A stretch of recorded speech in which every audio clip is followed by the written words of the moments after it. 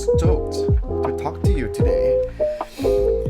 Hi everyone, welcome back to another episode of IZZY Does It with me, Iskandar Karim. This week I want to talk to you guys about the reality of being a content creator. So, the reason why I want to talk to you guys about this particular topic is because ever since I started my podcast, friends, acquaintances, followers have DM'd me, reached out to me asking how to start, where to begin, and instead of doing an episode that solely focuses on starting a podcast, I'm going to do my best to provide general tips on how to start creating content. Any content, okay? You can definitely apply these tips to any type of content you want to start doing. I'm also going to share with you my experiences on being a content creator, the lessons I've learned, and I also want to share why I think being a content creator is not the easiest job in the world. But I think a lot of people know that. First and foremost is why. That is the most important question you have to ask yourself before you begin creating content. Whatever, it doesn't have to be anything deep, whether it be just for entertainment as a hobby or you want to explore it as a potential career, the why will keep you going. It's like before you set sail, you have to have a destination in mind, whether it be a short one or a long one.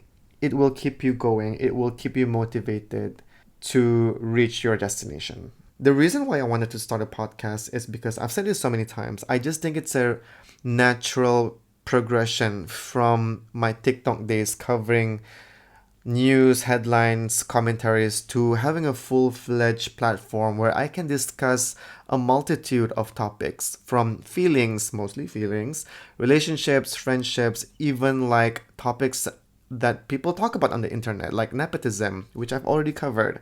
And I just honestly enjoy creating content. So this is definitely like an outlet for me to further dive into these specific discussions and to also do my research so that I have a full or almost full understanding of the topic that I'm talking about. I am truly having fun, and I honestly genuinely want people to start podcasting ASAP Rocky. I want to listen to more Bruneian voices, not necessarily in Malay or English languages. I think it's pretty cool to hear Bruneians speak because we live in a country where I think a lot of people feel like freedom of speech doesn't exist. But okay, while it may be true, okay, there are definitely some topics that I want to talk about, but I cannot unless I want to get thrown out of the country. There are still a lot of topics that we can talk about. Don't use that excuse, like no freedom of speech, to stop you from starting a podcast or stopping you from creating content in general. Your phone is such a valuable equipment to have. You literally can record voice notes for podcasting, and you can even take footages with the camera. And iPhone cameras or even Android phones are so powerful now that you can record any type of footage. You don't need to save up to like buy a high quality camera or a high quality mic. I'll get to this in a bit. Just to start, or even use it as practice. And once you feel like you want to take it seriously, then you can invest in proper equipment. To be honest, if I were to wait on getting or buying like full audio equipments, I don't think I would have started when I started, like a few months ago for podcasting. This is an impulsive buy, by the way. I didn't plan on getting this, but because it was on sale, I think its original price was $200, but during that time, this only cost 100 something, so I bought it. I do have to admit that after buying this, I felt pressured in a good way to start. So after that, I practiced recording myself, listening back to my voices, got on YouTube and figured out ways to reduce background noise. So if you only have your own room to record, it's good enough. Okay, you just have to switch the aircon off and make sure you're in a quiet environment. Your mic, whatever mic that is, will definitely catch a little bit of background noise, but there's so many programs online or even you can download. All it takes is a quick research on Google to find all these applications that you can use to remove background noises, and that's what I did. I did a test episode it was truly meant to be a test episode. I think the first episode, you can actually listen back to it. Something about being introverted. And I was like, oh my God, should I post it? Should I not post it? I eventually obviously just posted it because I wanted to get it going. And yeah, it was definitely impulsive, not planned. But that actually kicked off my whole podcasting journey. And I'm so glad, even though I feel like now I want to re record it because it was admittedly, and I'm not embarrassed to admit this, it was scripted. You can definitely listen and notice that I sound like I was reading off of a script. You think that it's easy to like just record and talk to yourself, but you can do it when you're like driving.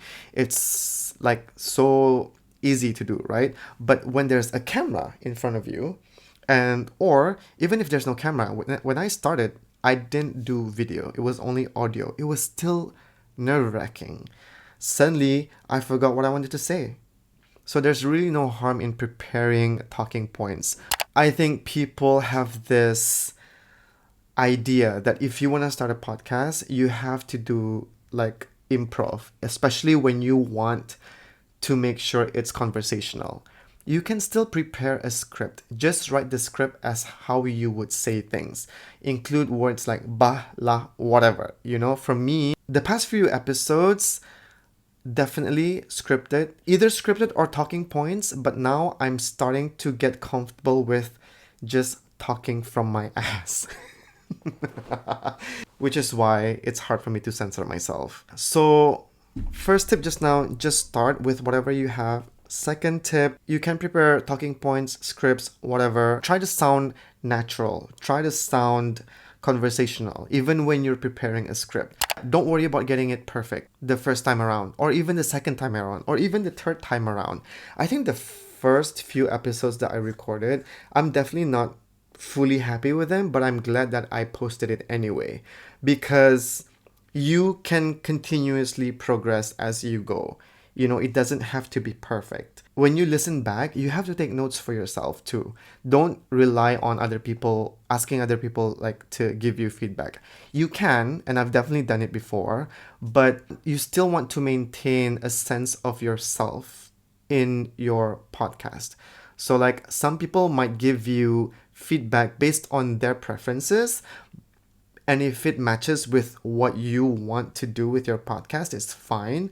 But if it's different, then you try to take what's useful and leave what isn't you. I hope that makes sense. Yeah, don't worry about it being perfect, because wanting it to be perfect will take you way, way longer to start. And I think it's only going to hinder you from truly like doing something.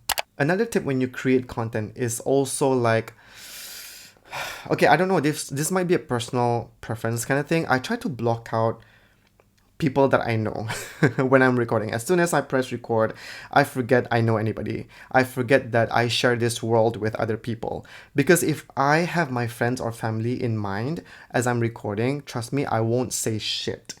Because I would be worried about what they might think. Because this is a side that I don't think most people who know me knows about. You know, because usually in friend groups, you don't always have the chance to speak because everybody's also speaking. When you're in your family, you don't really voice out your opinions because you know what they're gonna say, and it's like such a fucking waste of time. So this podcast is where I truly sound off about the things, what I think and how I feel. So don't worry about what people are thinking when you're recording. Worry about it after you post, because honestly, it will make you feel insecure. Like even right now, right? I mentioned my friends or my family. I'm like, oh my god, if they're gonna see this, they're gonna be like, oh my god, banyak jua apa swearing si Iskandar ni, like, you know. And I'm like, oh fuck, now I have to control. Like you really cannot assume that your friend or your family will be listening so that you can just sound off. That's just my personal thing. I don't know if it's going to be useful for you or not. Personally, I want this to be kind of like a locker room conversation between friends, which is why sometimes I'm so comfortable with swearing and cursing, because it depends who I'm talking to. I don't swear and curse all the time. I don't know why I'm cursing a lot on this podcast, honestly. Am I like subconsciously? Am I angry? Like, I don't know. It may sound aggressive. So I am consciously trying to reduce the amount of fucks and shits in this podcast. Although scientifically, people who curse are more honest. To make sure that you come back or deliver consistently, either you post every 2 weeks or every week or every month. Once you have listeners, you have to make sure that you deliver your content consistently. And one way on how to do that is that you list down topics that you want to talk about, like at least 5 to 10 topics, so that the moment you sit down and press record, you know what you're going to say, as opposed to like spending time, oh my god, what the hell am I going to talk about this week? So for me, I've already listed down about like 12 topics that I've always wanted to talk about.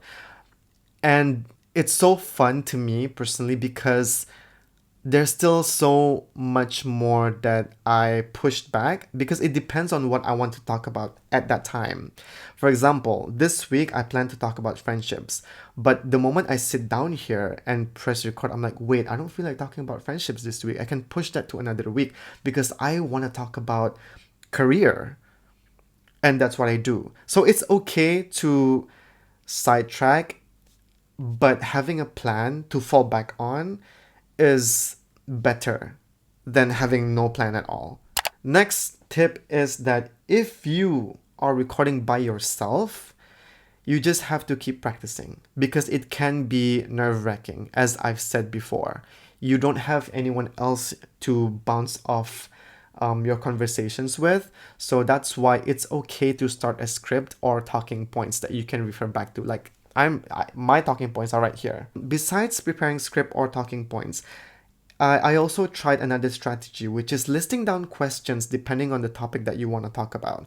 So it's like you asking yourself, or imagine you getting interviewed and you saying the answer, and that will be your content. But just make sure, I think this is what a lot of podcasters or content creators do. And it really depends. For me, personal preference, I prefer it if they stick to the topic that they are talking about and don't sidetrack. Yeah, so that would be my huge advice, is to make sure that you stay on topic. You can sidetrack, you can do the occasional joke cutaways or like storytelling time, but always make sure that they relate to what you're talking about. And it's so funny that I'm talking about this right now, giving you tips, because I don't consider this podcast a success yet. But that's the fun thing, isn't it? Like, you're here with me on this journey. I'm confident that this podcast is going to go somewhere. And when it does, you can definitely say that you were here with me when I started, when I only have like 1 or 2 listeners.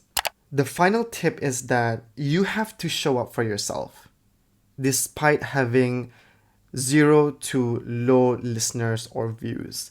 Do not get affected by vanity metrics. What I mean by vanity metrics is the number of likes, the number of shares, the number of comments, the number of views, the number of listens. You just have to be consistent and trust that the algorithm will bring your content to whoever needs it. At the same time, it's also a mixture of making sure you improve every single time you publish an episode. Don't be syukur-syukur saja kan bapak, syukur-syukur saja kan vlog. Review your content, and if you want, you can ask people who you trust and understand your vision to give you the proper feedback that you need.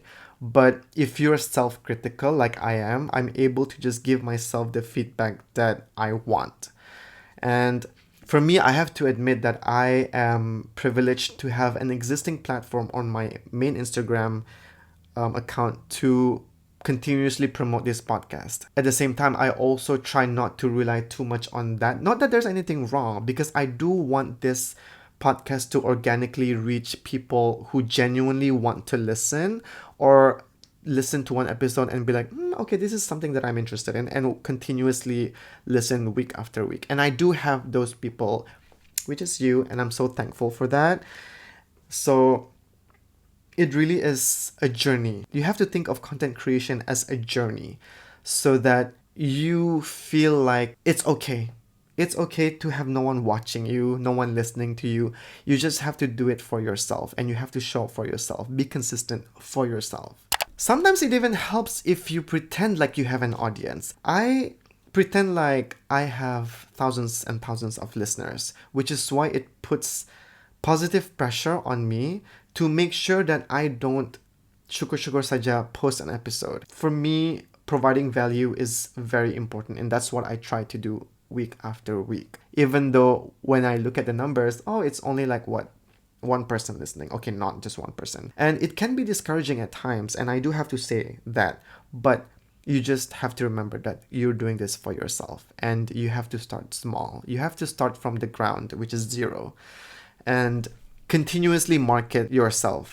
I tweeted this just earlier today that we as content creators, we don't talk about how it's awkward sometimes to promote our own content or ourselves to the public, because I don't know, there's just something awkward about that. Because I was a consumer, right? When I see influencers doing that previously, I'm like, they're such narcissists. So that because of that mindset, you tend to project that onto yourself too when you're promoting your content.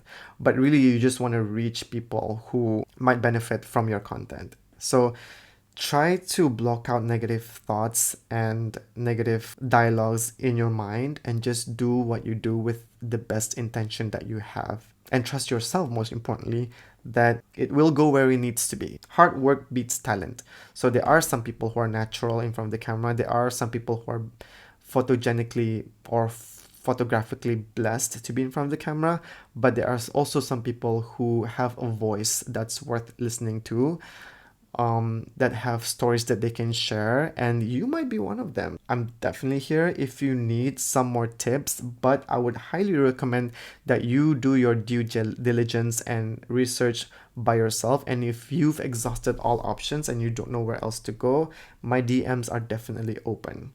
I want to share my experience as a small-time content creator, because this also relates to those who want to start, so that you know what to expect. It can be a lonely occupation or hobby sometimes, depending on how you see content creation as. And because it's such an unusual hobby or job, that it's hard to find people who do the same thing, because those who are doing the same thing are also doing it on their own. They don't have like a proper community where you can go to and ask, oh, how do you start and how do you whatever, which is why I wanted to publish this episode and hopefully help whoever wants to start. I'm not saying that some people are covered or whatever. Everyone's just minding their own business, driving in their own lanes, but the internet is there to help you.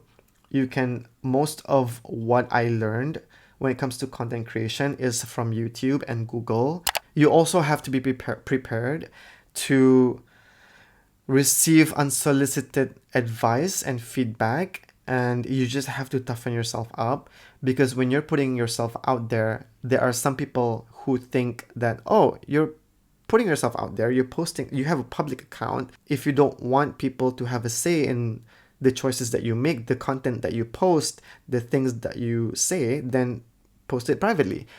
No. I say fuck you, first of all. I have a right to share what I want, and I have a right to say if you're being a fucking dick. So, dear content creators or aspiring content creators, you have to be prepared that there are assholes out there. It also teaches you to accept the fact that no matter how good your content is, there will still be some people who don't like it. It goes the same way as like how people view you as a person. No matter how kind you are, no matter how respectful you are, there are some assholes out there who try to ruin your life just because they're unhappy with theirs. And there's also a thing about sharing your opinions openly. People just don't like that. People want you to shut the fuck up and don't give in. You may also feel judged most of the time, which is probably true, but you have to not let that get in the way of what you truly want to do, because it might also just be you projecting your own insecurities onto yourself. And I think just don't focus on that. Focus on bettering yourself and figuring out how to deliver your content and improve every single time you post or publish. And I can tell you, this is honestly one of the most satisfying projects to date, because I'm not making money from this yet. Despite that, I still post this week after week because I truly feel like this is a passion. And I have so much respect for content creators, especially content creators who work on their own, who record on their own, who write scripts on their own, who film on their own, who market their own content on their own, who have to design thumbnails on their own or like cover arts on their own. It's not an easy thing to do, and if you've managed to do it, well done. Congratulations, you're amazing, and keep doing you. That's all I have for today. Thank you so much for listening. It's always a pleasure talking to you. I do feel like I'm talking to a good friend or a close friend who's willing to listen. I really appreciate that you're here again. Yes, thank you so much. Assalamualaikum. Bye.